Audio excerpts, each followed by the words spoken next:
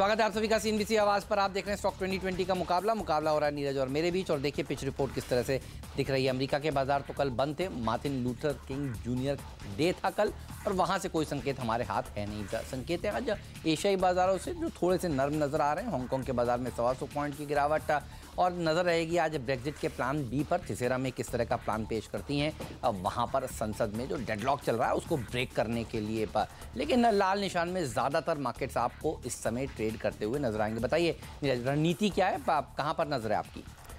देखिए रणनीति ये है सबसे पहले कि कल यूएस मार्केट बंद था तो वहाँ से कोई बहुत खास संकेत दिखे नहीं, लेकिन चीन की तरफ मेरी नज़र है। वहाँ बहुत डेवलपमेंट्स हो रहे हैं, करेंसी को लेकर के चिंता है, डिवेल्यूशन की बातें शुरू हो गई हैं, पॉलिटिकल थोड़ा सा अनरेस्ट है, उसको ठीक करने की बातें। तो आज मेरी नज़र उस तरफ रहेगी कि शायद वहाँ से कोई खबर ना निकल के आ जाए। और आईएमएफ ने जो दुनिया भर के लिए संकेत दिए हैं उसमें भारत के लिए उन्होंने अच्छी बात कही है कि अगले साल भी 7.3% की ग्रोथ यहाँ पे दिखेगी, जो एक अच्छी चीज़ है पूरी दुनिया में। अगर 3 महीने के अंदर 2 बार रिवीजन हो रहा है उनके अपडेट प्रोजेक्शन का और भारत के लिए नहीं हो रहा तो ये अच्छी खबर है। लेकिन थोड़ा सा सावधानी वाले संकेत है क्योंकि ब्रेंट थोड़ा सा ऊपर गया है। तो एक तरीके से मैं कहूँगा कि न्यूट्रल टू नेगेटिव संकेत आप ग्लोबल मान के चलिए, लेकिन घरेलू फ्रंट पर इतनी खबरें हैं और इतने बजट से पहले इतने रनअप देखने को मिल रहे हैं कि यहाँ पे आपको बहुत मौके मिलेंगे खरीदारी के, और रिजल्ट सीजन भी चल रहा है, तो वहाँ पे भी आपको लॉन्ग या शॉर्ट के मौके मिल रहे हैं। तो इसलिए स्ट्रैटेजी थोड़ी मिक्स आज हमने रखी है। मैं शुरुआत करूँगा L&T फाइनेंस के साथ, और ये यहाँ पे बेचने वाला स्टॉक है। उसकी वजह ये है कि आप अगर एकदम टॉप लाइन नंबर देखेंगे यहाँ पे कि नेट प्रॉफिट अनुमान 546 सामने 580 और NII 1362 सामने 1369, यहाँ तक तो आपको ठीक लगेगा। लेकिन इसके अंदर जब आप जाएंगे ना तब आपको दिखेगा कि पॉकेट वाइज कहाँ कहाँ बहुत पेन है और वो ग्रोथ आ नहीं रही है जिसकी ये हकदार है। तो इसलिए, और स्टॉक में कल थोड़ी सी हरकत भी थी, तो हमें लगता है कि उसके मद्देनज़र स्टॉक में शॉर्ट करके चलना चाहिए।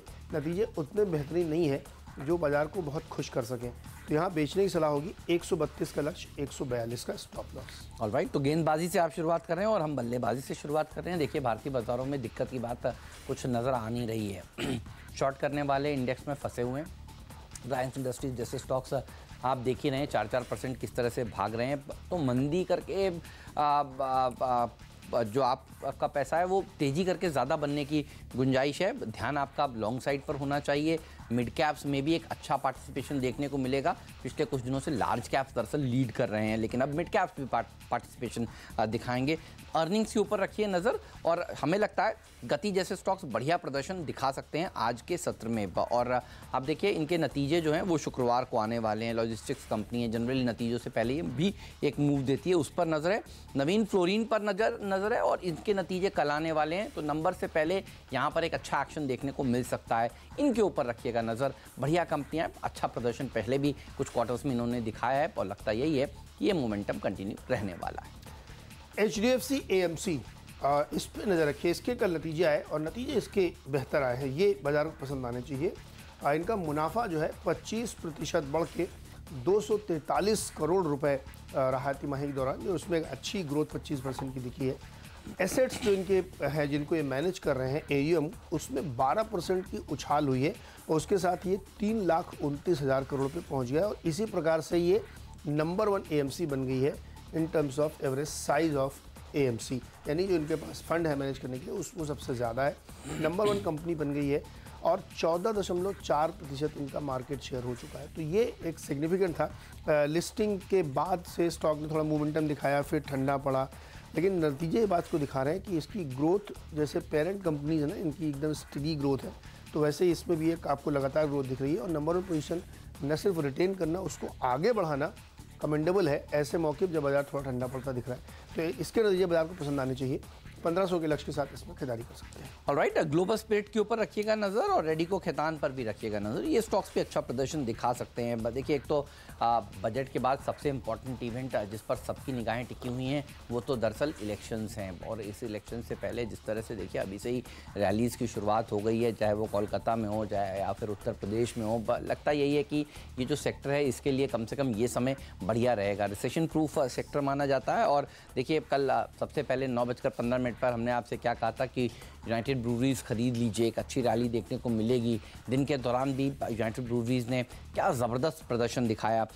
आज मिड कैप्स का दिन हो सकता है, ग्लोबल स्प्रेड के ऊपर नज़र रहने वाली, और रेडिको के नंबर्स दरअसल कल आने वाले हैं, तो इस पर भी रखिएगा नज़र। इसके अलावा यूनाइटेड स्पिरिट्स के नंबर्स के ऊपर भी रखिएगा नज़र, ये नंबर्स भी इस हफ्ते आने वाले हैं। तो लिकर सेक्टर जो है वो फिर नतीजों के आसपास फोकस में आपके रहना चाहिए। पायनियर डिस्टिलरीज एक और स्टॉक है, उसको भी यहीं पर टीम में शामिल कर लेते हैं। ये शेयर भी अच्छा प्रदर्शन दिखा सकता है, अच्छी रैली यहाँ पर भी देखने को मिल सकती है। 10% के आसपास का सर्किट फिल्टर है, वहाँ पर जाने की कोशिश कर सकता है। तो लिकर सेक्टर जो है इसके ऊपर आपकी नज़र साफ तौर पर होनी चाहिए। 5 शेयर मैं आपको अब तक बता चुका हूँ, 3 लिकर की कंपनियां, और पहली जो खिलाड़ी थी वो नतीजों के दम के ऊपर थी।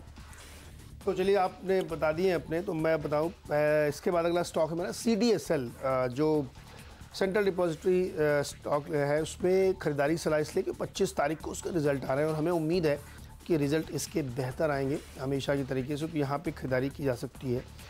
अगला स्टॉक है प्रभात डेयरी। इसको इसलिए लिया कि अभी खबर ये सुबह से निकल के आ रही है कि इनको पूरा डेयरी बिजनेस ये 1700 करोड़ रुपए में फ्रांस की एक कंपनी है लैक्टलिस, जिसको ये बेच रहे हैं। लैक्टलिस की एक यहाँ पे भारत में सब्सिडरी कंपनी है, उसको ये तिरुमला मिल्क प्रोडक्ट्स के है, उसको ये पूरी तरीके से बेच रहे हैं। जो टोटल सेल्स है उसका 1.2 टाइम्स या 3 टाइम्स में ये डील हो रही है। और अब ये कैटल फीड यानी जो पशु चारा, पशु आहार वाला बिजनेस है, उस पर फोकस करना चाहते हैं। पूरा डेयरी बिजनेस ये बेच देंगे। इनके बीच में एक डेफिनेटिव एग्रीमेंट हो गया, जिसका इन्होंने एक्सचेंज को रात में नोटिस डाली 11 बजे। तो मुझे लगता है कि इस स्टॉक में एक तेजियाँ ज़रूर बन सकती है। प्रभात डेयरी में 110 के लक्ष्य के साथ आप खरीदारी कर सकते हो। और 5वां स्टॉक मेरी टीम का होगा TVS मोटर। यहाँ बेचने की सलाह है, क्योंकि पिछली तिमाही जो है सही गई नहीं है, और उसकी वजह से लगता है नतीजों पे इसका इम्पैक्ट ज़रूर दिखेगा। तो TVS मोटर में नतीजों से पहले, आज इसके नतीजे भी हैं, शॉर्ट की सलाह होगी। 520 का लक्ष्य होगा यहाँ पे, 541 का स्टॉप लॉस। और अब वक्त है यहाँ पे डिपेंडेबल शेयर डालने का।